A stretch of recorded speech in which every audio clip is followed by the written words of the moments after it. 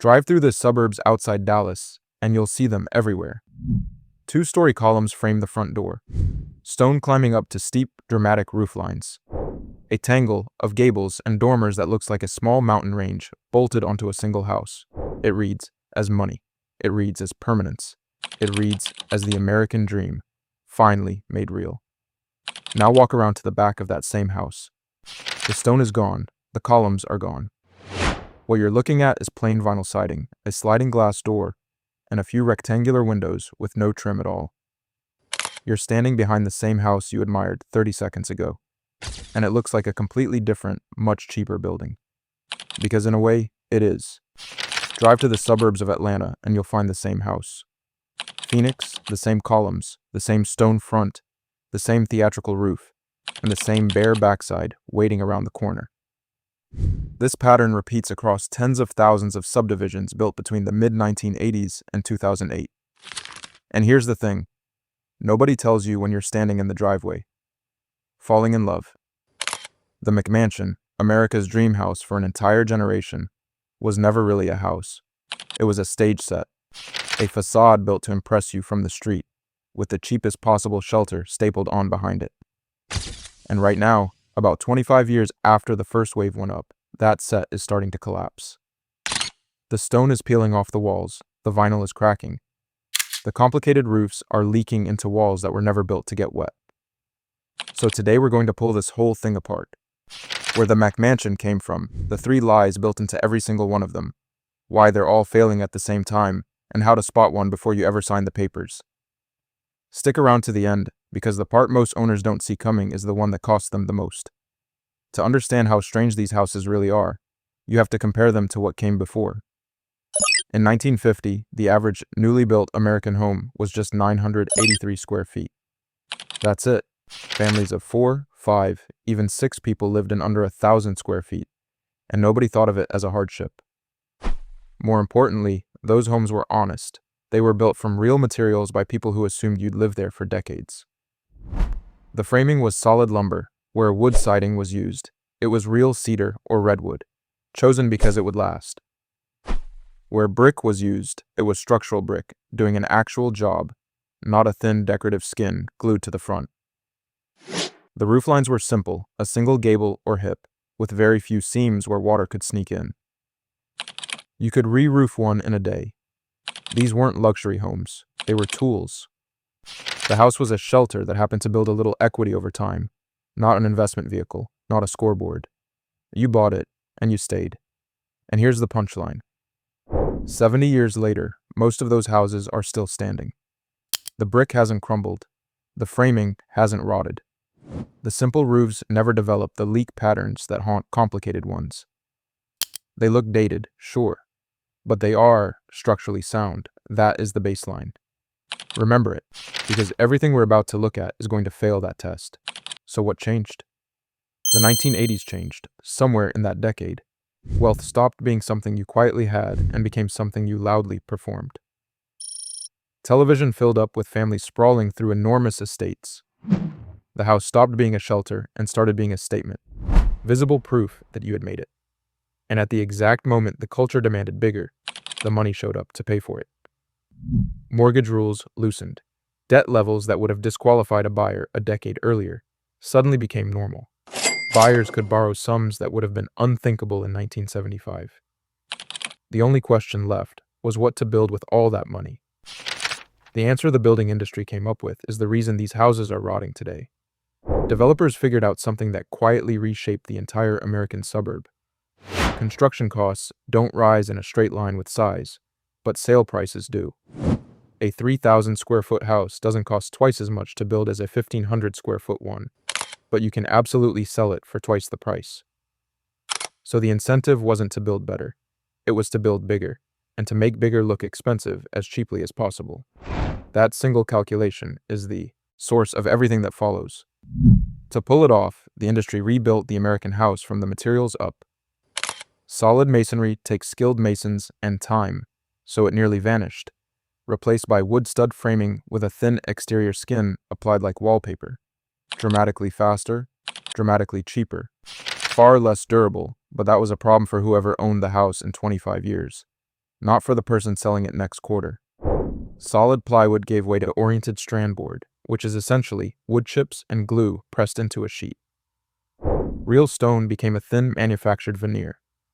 Real stucco became a synthetic look-alike. Wood siding became vinyl.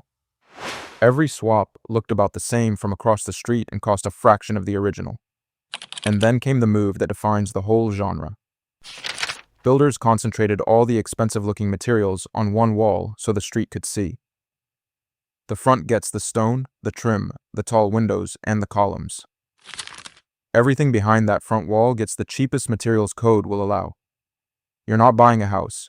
You're buying a front with a shelter hidden behind it. That's how a developer could spend a fraction of the sale price on construction and still hand you something that looked like an estate from the curb. Once you know that, you can't unsee it. Take those columns holding up the grand entrance, walk up and knock on one. A lot of them are hollow, fiberglass, or plastic shells wrapped around a simple post, sometimes just filled with foam.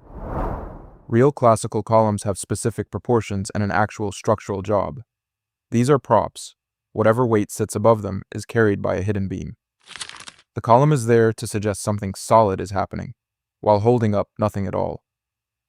But the columns are the harmless lie. The stone is the one that eventually lands on people.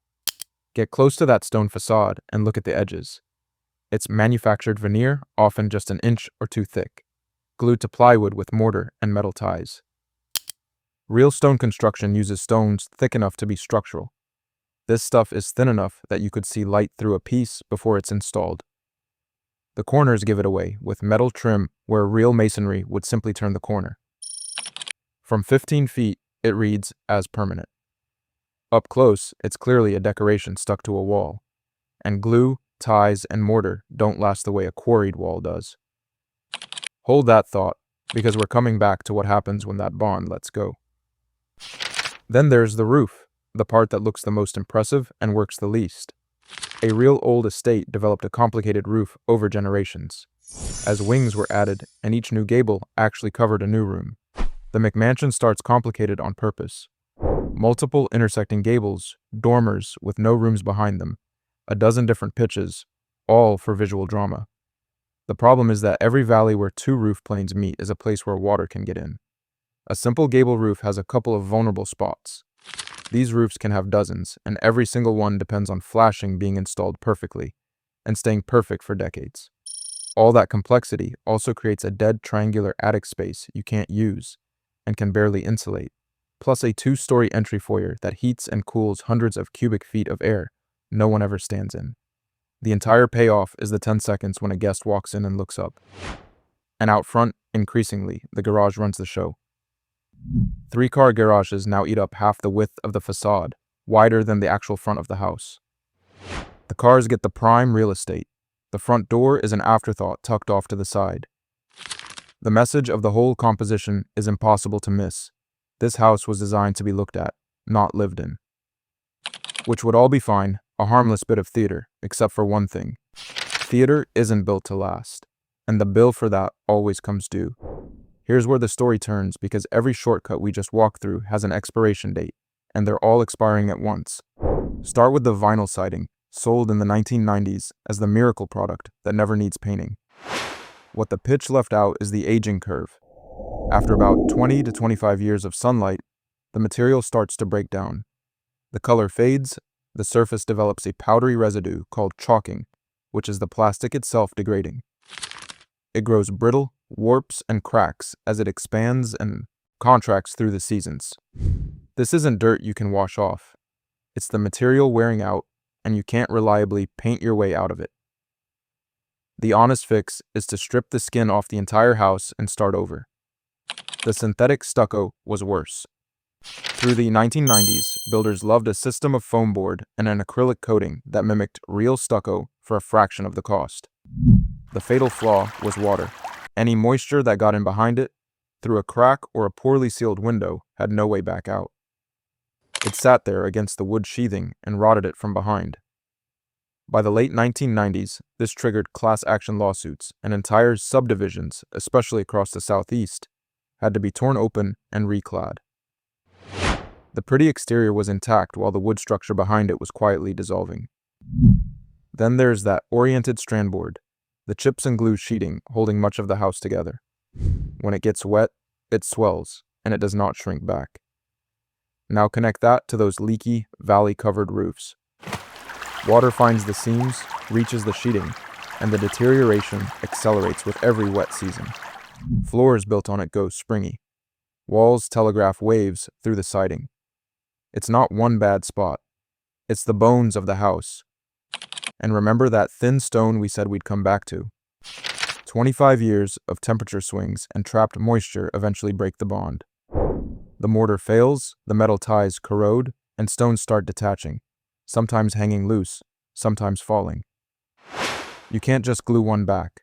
When one lets go, it usually means the whole installation is failing because it was all put up the same way on the same day.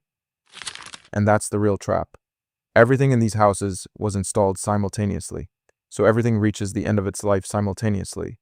The roof, the siding, the windows, the heating and cooling, the stone, all of it arriving at the repair bill in the same few years. Owners call it the maintenance cliff, and it can mean tens of thousands of dollars landing all at once on a house that hasn't gained the value to cover it. Because the market has noticed. A widely cited analysis by the real estate firm Trulia tracked these big 2000s-era homes and found that the premium buyers were willing to pay for them fell in 85 of the 100 largest U.S. metro areas over just a few years, with the premium dropping more than 80% in some markets. Meanwhile, smaller, older, well-located homes appreciated. The generation that should be buying these houses watched their parents drown in maintenance and mortgage payments in 2008, and they came away seeing the McMansion as a symbol of a crisis, not success. They'll trade square footage for a walkable neighborhood every time. They can spot fake stone and a hollow column from across the street, and they read it as exactly what it is. So the McMansion ends up stranded. Too expensive for first-time buyers, not genuine enough for luxury buyers, and the wrong size and location for everyone in between. So before you ever fall for one, here's how to see through it. Walk to the back. If the materials vanish the moment they leave the street's view, that tells you the whole house was built for the audience, not for you. Knock on a column. Look at the corners of the stone for thin edges and metal trim. Count the valleys in the roof, because everyone is a future leak. And ask how old the place is, because anything pushing 25 years is walking toward that cliff. The hollow column really does say it all. It was never meant to hold anything up. It was only ever meant to impress you in the driveway. The McMansion wasn't just bad architecture. It was a monument to confusing looking wealthy with being wealthy. And across tens of thousands of suburbs, the theater is finally coming apart. The stone is falling, the vinyl is cracking, the roofs are leaking into walls that were never built to get wet. And the bill is finally coming due.